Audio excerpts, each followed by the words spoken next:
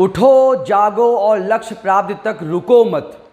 स्वामी विवेकानंद के इन प्रमुख 3 संकल्प के साथ मैं आज अपनी बात प्रारंभ कर रहा हूँ।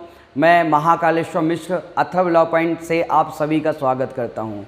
आज के इस सेशन में हम दंड प्रक्रिया संहिता CRPC को थोड़ा सा इंटरेस्टिंग वे में पढ़ने का, समझने का प्रयास करेंगे। उम्मीद करता हूँ कि मेरी बताई हुई चीज़ आपको अच्छी लगेगी। तो आज हम CRPC दंड प्रक्रिया संहिता, जो आपको सबको पता है एक प्रोसीजरल प्रक्रियात्मक विधि है, तो उस अपराध से उस दंड तक पहुंचाने की जो प्रक्रिया बताने वाली विधि होती है वो प्रोसीजरल लॉ होती है, और वही प्रोसीजरल लॉ आपकी CRPC है। तो CRPC के डेफिनेशन क्लॉज में कुछ डेफिनेशंस बताए गए हैं, कुछ परिभाषाएं बताई गई हैं। उन परिभाषाओं को हम एक चित्र के माध्यम से समझने का प्रयास करेंगे। तो सबसे पहले देखिए कि एक व्यक्ति दूसरे व्यक्ति को चाकू मार रहा है। तो जब एक व्यक्ति दूसरे व्यक्ति को चाकू मार रहा है तो यहाँ पर जो चीज़ निकल के आती है वह है अपराध, ऑफेंस। अपराध शब्द जो है CRPC की सेक्शन 2N में डिफाइन किया गया है, जहां पर यह कहा गया है कि एनी एक्ट और omission punishable by time means force law, कोई कार्य या लोभ जो तत्समय प्रवृत्ति विधि के द्वारा क्या हो, दंडनीय हो, वो ऑफेंस कहलाता है, अपराध कहलाता है। 2N में अपराध की परिभाषा यहाँ पर दी गई है। तो जब कोई भी अपराध हो रहा है, यहाँ की एक व्यक्ति दूसरे व्यक्ति को चाकू मार रहा है, तो यहाँ पर 2 व्यक्ति निकल के आते हैं। एक व्यक्ति कहलाएगा जिसको हम कहेंगे पीड़ित, यानी चाकू खाने वाले को हम क्या कहेंगे, विक्टिम। शुरुआत में CRPC में विक्टिम को डिफाइन नहीं किया गया था, लेकिन 2008 अमेंडमेंट के द्वारा 2WA में, ठीक है ना, 2008 कह सकते हो क्रिमिनल लॉ अमेंडमेंट में जो है, तो क्रिमिनल लॉ अमेंडमेंट में आपका विक्टिम शब्द को यहाँ पर डिफाइन किया गया है। देन उसके बाद जो दूसरा व्यक्ति निकल के सामने आता है जो चाकू मार रहा है, इसको हम बोलते हैं अभियुक्त, एक्यूज। अभियुक्त को CRPC में कहीं भी डिफाइन नहीं किया गया है। जनरली हम कह सकते हैं कि जिसके ऊपर किसी भी अपराध को करने का आरोप लगा है, चार्ज लगा है, एलिगेशन लगा है, वो व्यक्ति अभियुक्त कहलाता है।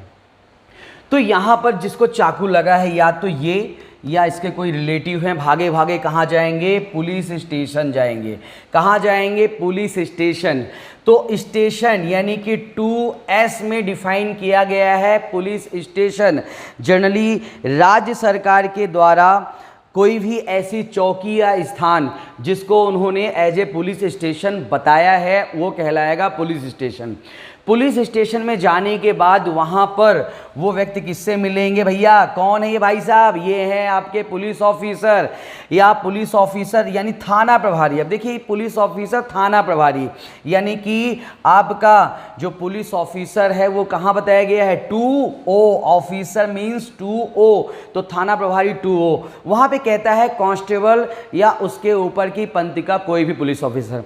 कहीं भी आप किसी भी थाने में जाते हो तो खाकी वर्दी के आप सभी व्यक्तियों को देखते हो तो कहते हो कि भाई साहब ये पुलिस ऑफिसर है, लेकिन थाना प्रभारी उसमें कौन होगा, हेड कांस्टेबल, जो ऐसे पट्टी लगाता है, आपका ASI, SI और जो आपका TI होता है, जो थाना प्रभारी होता है, जो 1 स्टार 2 स्टार या 3 स्टार वाले, तो यानी कि वो सभी जो है तो 2O में क्या कहलाते हैं, आपके पुलिस ऑफिसर यहाँ पे कहलाते हैं। तो पुलिस ऑफिसर को आप बताओगे कि भाई साहब हमारे साथ ऐसा ऐसा हुआ है, तो पुलिस ऑफिसर को जब आप अपनी जानकारी दोगे तो भाई पुलिस ऑफिसर आपके उस जानकारी के आधार पर इस बात का निर्धारण करेगा कि वो अपराध की प्रकृति कैसी है, नेचर ऑफ ऑफेंस।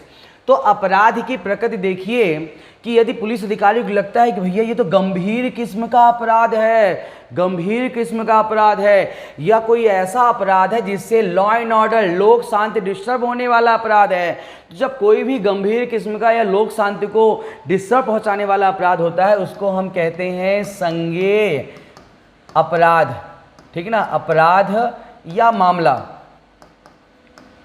तो संज्ञेय अपराध मामले को 2C CRPC में डिफाइन किया गया है। और जब पुलिस वाले को पता चलता है कि अच्छा ये संज्ञेय गंभीर अपराध मामला है, तो फिर वो FIR फर्स्ट इंफॉर्मेशन रिपोर्ट। अब यहाँ पर देखिएगा सेक्शन 154 CRPC में, आपके CRPC में एक धारा है 154, वहाँ पर बताया गया है FIR कौन लिखेगा, किस प्रकार से लिखेगा।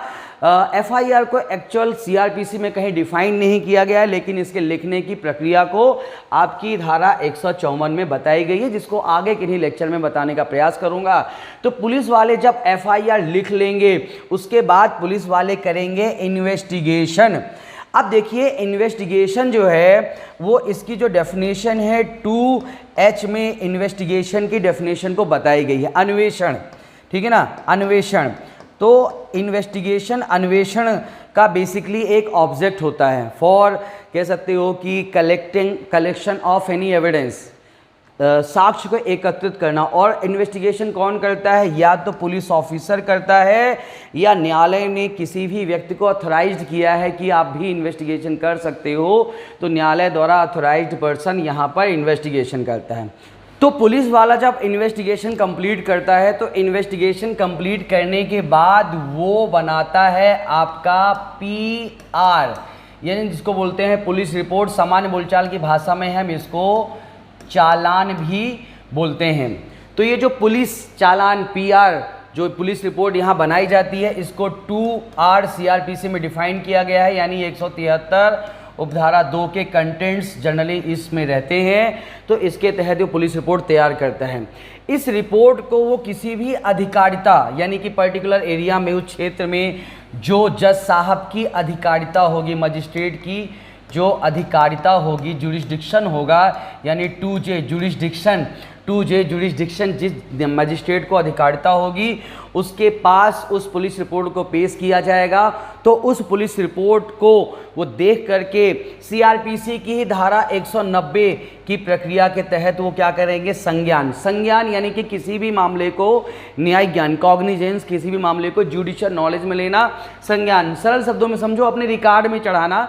न्यायालय जज साहब अपने रिकॉर्ड में उस मामले को चढ़ाएंगे, संज्ञान लेने के बाद ये क्या करेंगे, आरोप, चार्ज फ्रेम करेंगे। चार्ज फ्रेम 2B में चार्ज को डिफाइन किया गया है। तो जो जज साहब हैं वो आरोप लगाएंगे किसके ऊपर, जो अभियुक्त होगा उसके ऊपर।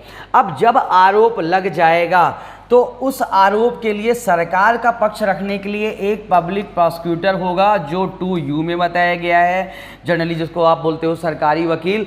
और दूसरा जो अभियुक्त होगा उसका डिफेंस करने के लिए एक डिफेंस लॉयर होगा, जिसको प्लीडर के तौर पर डिफाइन किया गया है 2Q में। तो इन दोनों के द्वारा अपना अपना पक्ष रखा जाएगा।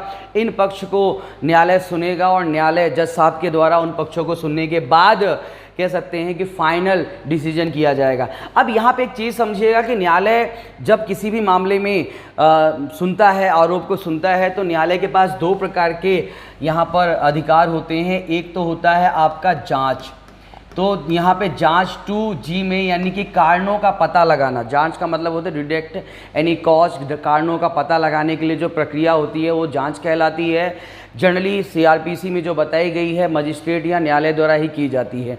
दूसरा जो इनके द्वारा किया जाता है वो होता है आपका विचारण, ट्रायल, ठीक है ना। विचारण शब्द को CRPC में कहीं परिभाषा के तौर पर नहीं बताया गया है, विचारण के प्रकार बताए गए हैं, लेकिन सरल शब्दों में समझे तो ट्रायल इज जुडिशियल प्रोसेस। विचारण एक न्यायिक प्रक्रिया है बाय विच, जिसके माध्यम से किसी भी एक्यूज पर्सन, अभियुक्त व्यक्ति के दोष, कन्विक्शन और इक्विटल, दोष या दोष मुक्ति को डिटरमाइन करते हैं, निर्धारित करते हैं, दैट इज ट्रायल। तो ये विचारण आपकी कहलाती है। ये इस प्रकार से ध्यान में रखिएगा। तो इस प्रकार से जब पुलिस अधिकारी को पता चलता है कि संज्ञेय अपराध है, तो ये इस प्रकार से मामला न्यायालय तक पहुंचता है। लेकिन अब हम बातचीत करते हैं कि यदि मान लीजिए कि मामला कैसा है, बहुत गंभीर किस्म का नहीं है, यानी कि असंज्ञेय है, कैसा है, नॉन कॉग्निजेबल केस है। तो नॉन कॉग्निजेबल जो केस है 2L में असंज्ञेय यानी कि कम गंभीर मामला है, या फिर कह सकते हैं कि पारिवारिक कोई विवाद है, वो असंज्ञेय कहलाते हैं। तो असंज्ञेय अपराध पे भी आप पुलिस वाले के पास जाओगे तो पुलिस वाला CRPC की धारा 155 के तहत रोज नामचा यानी जिसको अपन बोलते हैं स्टेशन रजिस्टर, ठीक है ना, तो रोज नामचा में वो एंट्री करेगा और उन व्यक्तियों को बोलेगा भाई साहब देखो यहाँ पर असंज्ञेय अपराध है तो हम एफआईआर लॉन्च नहीं कर सकते हैं, तुम असंज्ञेय अपराध के अगेंस्ट कंप्लेंट परिवाद लगा सकते हो मजिस्ट्रेट को। तो मजिस्ट्रेट मैडम को आप क्या लगाएंगे, 2D में बताया गया परिवाद, 2D सीआरपीसी में डिफाइन किया गया कंप्लेंट लगाएंगे। कंप्लेंट आपका लिखित भी हो सकता है या मौखिक भी, आप मैडम को बता सकते हैं कि मैडम इस प्रकार का अपराध मेरे साथ हुआ है। अब जब आप मैडम को कंप्लेंट बताएंगे तो मैडम क्या करेंगे, अब देखिए सेम कहानी है आगे, यहाँ पे प्रोसेस पड़ जाती है कि यहाँ पर मैडम या जज सर जो भी आपके न्यायाधीश सर मैडम होंगे तो फिर वो आपके परिवाद को सुनेंगे, यानी कि सीआरपीसी में ही प्रक्रिया है, धारा 200 के तहत वो परिवादी और साक्षियों की परीक्षा करेगा और परिवादी साक्षी की परीक्षा के बाद यदि न्यायालय को लगता है कि हाँ भाई यहाँ कोई मामला बन रहा है तो फिर वो धारा 190 के तहत संज्ञान वही परिवाद के आधार पर ऑन कंप्लेंट संज्ञान लेगा और फिर बात आगे की प्रोसेस सेम है। सरकार का पक्ष रखने के लिए एक सरकारी वकील, अभियुक्त का पक्ष रखने के लिए एक आपका प्लीडर यानी डिफेंस लॉयर होगा।